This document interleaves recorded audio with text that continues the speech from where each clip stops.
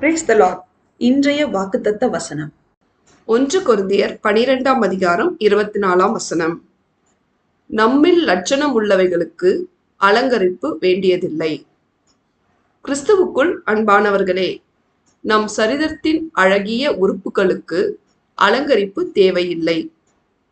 ஒவ்வொருவருக்கும் கௌரவிக்கத்தக்க உறுப்புகளை கௌரவிக்கிற விதத்தில் தேவன் ஒழுங்குபடுத்தி தமது சித்தத்தின்படி சரீரத்தின் உறுப்புகள் ஒவ்வொன்றையும் நம் சரீரத்திலே வைத்திருக்கிறார். அதுபோல ஊழியங்களிலும் வரங்களிலும் ஆசீர்வாதத்திலும் வித்தியாசம் உண்டு.